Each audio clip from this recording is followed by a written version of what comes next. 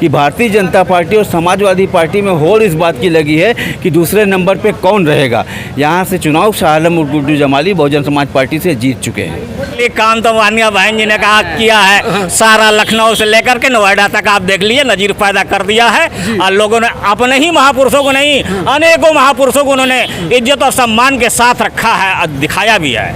अभी हम आजमगढ़ में हैं और आजमगढ़ में उपचुनाव होने वाला है। हमारे साथ बहुजन समाज पार्टी के नेता और कार्यकर्ता और आजमगढ़ की जनता हमारे साथ है। अब इनसे हम बात करेंगे कि तमाम लोग दावे कर रहे हैं, समाजवादी पार्टी के लोग, भाजपा के लोग, कि यहाँ से हम चुनाव जीत रहे हैं। तो इनसे हम बात करेंगे कि ज़मीनी हकीकत क्या है और आजमगढ़ का अगला सांसद कौन बनने वाला है। आइए आजमगढ़ की जनता से बात करते हैं। सर हमारे साथ हैं कि आपके शहर में उपचुनाव है, तो क्या लग रहा है इस चुनाव में भाजपा जीतेगी, समाजवादी जीतेगी या बहुजन समाज पार्टी जीतेगी?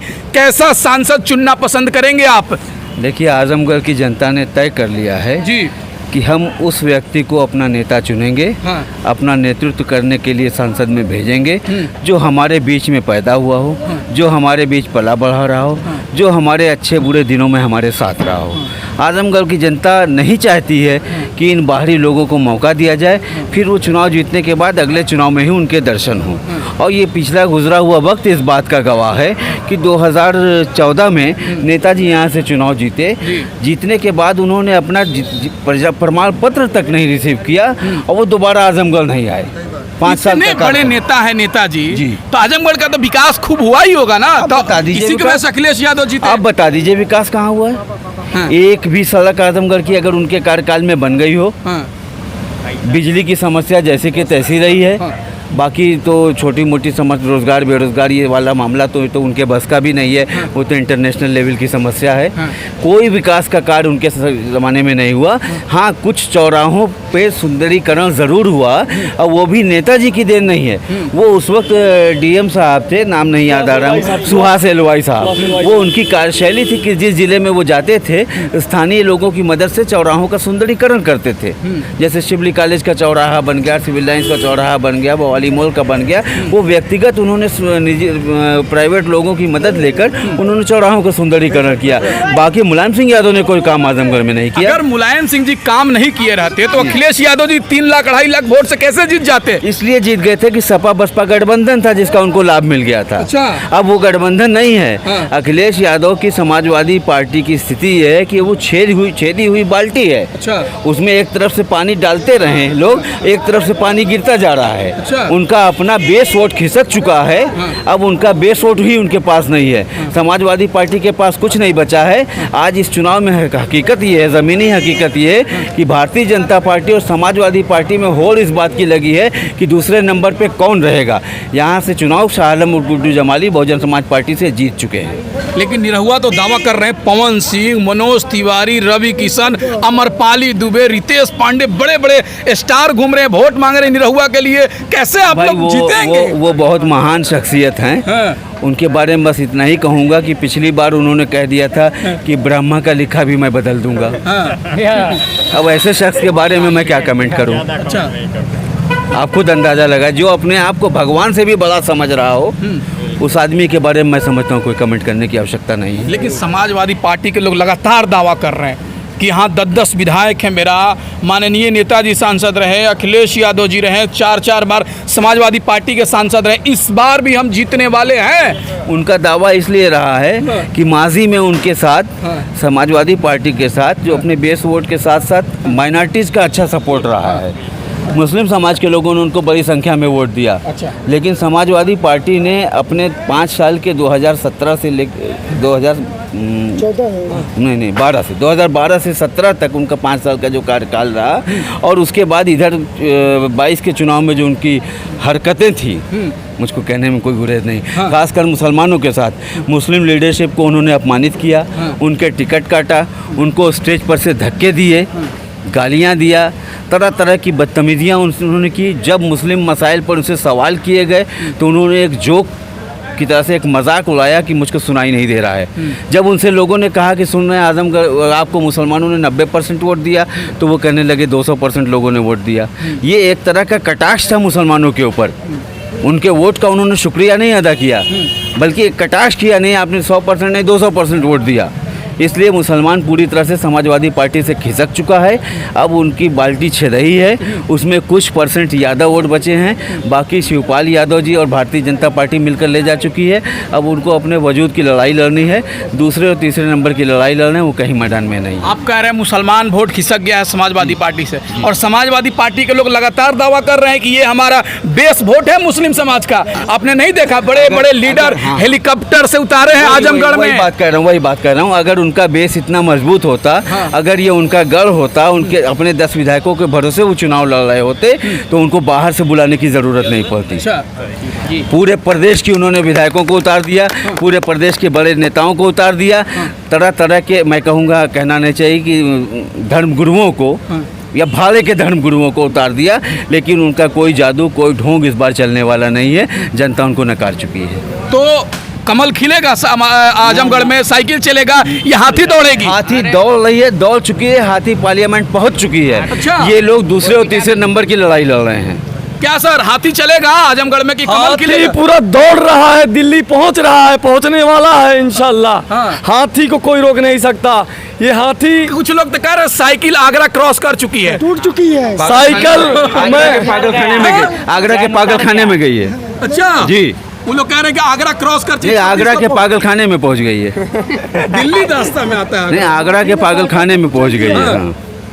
तो लग रहा है सर क्या होगा आजमगढ़ में? रोक दी, हाथी रोक दी है। यहाँ गुड्डू जमाली साहब चुनाव जीत रहे हैं। जितने भी समाजवादी नेता हैं, सबको एकदम बौखलाहट हो गई है, यानी घबराहट हो गई है, और सारे लोग झूठ मूठ में ये अफवाह फैलाया जा रहा है कि मुसलमान वोट कर रहा है, मुसलमान कतई वोट नहीं करेगा। मुसलमान इस बार, ये इतिहास भी रहा है कि जब जब दलितों ने मुसलमानों का साथ दिया, मुसलमानों ने दलितों का साथ दिया, ये इतिहास बदल कर रख दिए, और यही होने जा रहा है। इस बार इतिहास बदलने वाला है।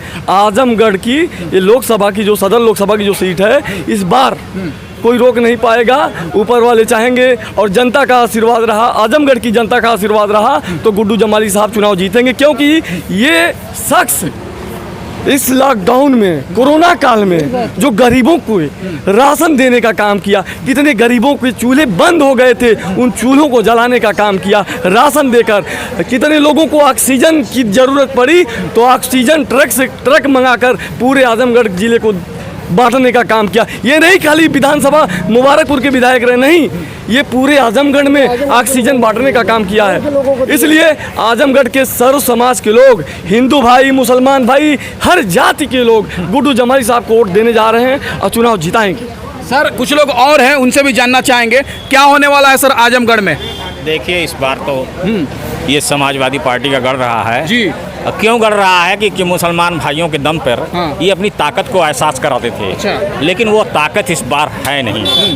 पूरी तरह से जमाली साहब के साथ एकजुट हो चुकी है। आने वाले समय में 26 तारीख को आप इसका रिजल्ट देख लेंगे कि मुसलमान भाई गुड्डू जमाली साहब के साथ हैं, और इंशाअल्लाह पूर्ण बहुमत के साथ जीत के जाएंगे, और 1 लाख 1.5 लाख वोटों से जीतेंगे इस बार। आपका नाम क्या हुआ सर? मेरा नाम अशोक कुमार चौधरी है। तो आप किस समाज से आते हैं?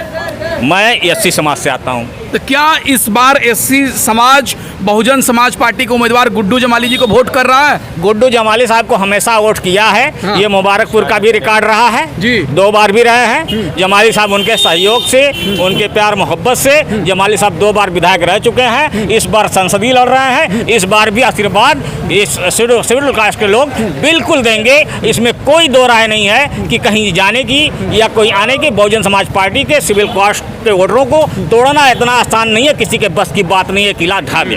क्योंकि इसको निरहू जी भी तो पूरा अंबेडकर साहब को माला पहना रहे हैं, दलित बस्तियों में घूम रहे हैं। रचते हैं। जी। असली काम तो वानिया बहन जी ने कहा किया है। सारा लखनऊ से लेकर के नोएडा तक आप देख लिए, नजीर पैदा कर दिया है। और लोगों ने अपने ही महापुरुषों को नहीं, अनेकों महापुरुषों को उन्होंने इज्जत और सम्मान के साथ रखा है और दिखाया भी है। मुस्लिम दलित इस बार गठजोड़ हुआ है क्या आजमगढ़ में? बिल्कुल हुआ है, गठबंधन हो गया है। मुस्लिम दलित में हो गया 100%। आप देख रहे हैं यहाँ पे। अच्छा, इस बार आजमगढ़ में मुसलमान और दलित भाई मिलकर बीएसपी को वोट कर रहे हैं। बिल्कुल, एकदम इसमें कोई अतिशयोक्ति नहीं है कि कहीं इधर से उधर जाएगा। अच्छा। एक भी वोट नहीं जाएगा। ये दावे के साथ कह रहा हूँ। मैं तो खैर अपने मुस्लिम बिरादरी से बहुत ज़्यादा बिलोंग नहीं करता हूँ। मेरे दोस्त यार हैं यहाँ पे लोग, मुस्लिम भाई लोग, और मुझे जानते भी, मैं तकिया का रहने वाला हूँ। लेकिन मैं अपने वोटरों की गारंटी लेता हूँ कि इसमें एक भी दलित मुस्लिम भाई का साथ खुल करके देगा। आने वाले समय में भी मुस्लिम भाइयों का अगर मौका मिला फिर भी हम देंगे। अच्छा सर, आप एक युवा है, तो क्या लग रहा है कि इस बार का युवा किधर जा रहा है? इस बार का युवा अब की बार मन बना लिया है जी कि हाथी चलेगी और हाथी के साथ युवा, दलित, मुसलमान सब मिलकर जाएंगे। पिछली बार हम लोगों ने समाजवादी पार्टी को 2012 में विधानसभा में वोट दिया था और ताकि प्रदेश में सरकार बनाना था, लेकिन वो वाला प्रोपगंडा आपकी नहीं चलेगा क्योंकि गुड्डू जमाली एक समाज सेवी आदमी है। कोरोना काल में लोगों की काफ़ी मदद किया, ऑक्सीजन में राशन बांटा, तो इस वजह से उनकी नैतिकता को देखते हुए हम लोग गुड्डू जमाली का समर्थन कर रहे हैं और उनको बहुत बम्पर वोट से जिताकर दिल्ली भेजने का काम करेंगे। भाई क्या लग रहा है इस बार आजमगढ़ में क्या होने वाला है? कमल खिलेगा, साइकिल चलेगी या हाथी दौड़ेगी? अरे इस बार पूरा फिक्स है। मैं क्या बोलूं, लोगों ने बोल ही दिया जी। हाथी दौड़ गई है एकदम। अच्छा। बोरविटा पी लिया लग रहा है, एकदम दौड़ रही है। अच्छा। पूरा देख कैसा लग रहा है, जनता जो कही है, बहुत लोग आए गए कहें, लग रहा है हाथी इस बार पक्का दौड़ेगी। हम दुआ करेंगे कि जीत जाए हाथी। तो आप आजमगढ़ शहर से ही हैं? जी, यहाँ पीछे घर हमारा है। अच्छा जी, यहाँ पे जब सांसद थे तब भी कोई विकास नहीं दिखा। अखिलेश यादव थे तब भी कोई विकास नहीं दिखा। और कोरोना काल में जब उनको यहाँ पे ज़रूरत थी, लोगों की राशन की ज़रूरत थी, ऑक्सीजन की ज़रूरत थी, जो बंदा उस टाइम नहीं आया यहाँ का सांसद होके, तो उसको लोग कैसे पसंद करेंगे? और जिसने कोरोना काल में इतनी मदद की, लोगों को ऑक्सीजन बांटा, राशन बांटा, और मतलब यहाँ का ज़मीनी नेता है। समाजवादी पार्टी को तो कोई ज़मीनी नेता, यहाँ का लोकल नेता नहीं मिल रहा है कि वो कैंडिडेट खड़ा करें, इसलिए बाहर से नेता लाना पड़ रहा। एक जमाली को हराने के लिए पूरे प्रदेश के नेता आके शहर का कोई होटल देख लीजिए नहीं बचा हुआ है, सिर्फ उनको हराने के लिए लगे हैं, लेकिन किसी की औकात नहीं है कि उनको हरा ले। इस बार हाथी चल रहा है? नहीं, हाथी चलेगा नहीं, हाथी पहुँच गया दिल्ली में, पहुँच रहा है भाई जी, हाथी पूरी दौड़ रही है एकदम, लगातार निकल रही एकदम। ओके भाई साहब, ठीक है। अभी हम आजमगढ़ में थे, जहां पर आजमगढ़ की जनता से बात कर रहे थे। यहां की जनता कह रही है कि इस बार हाथी चलने वाला है और यहां से बहुजन समाज पार्टी के उम्मीदवार गुड्डू जमाली जी जीतने वाले हैं। लेकिन देखना दिलचस्प होगा कि 23 तारीख को आजमगढ़ की जनता क्या कर रही है और 26 तारीख को आजमगढ़ का सांसद कौन बन रहा है और आजमगढ़ से दिल्ली कौन पहुंच रहा है। प्लीज़ चैनल को सब्सक्राइब करें, वीडियो को ज़्यादा से ज़्यादा शेयर करें।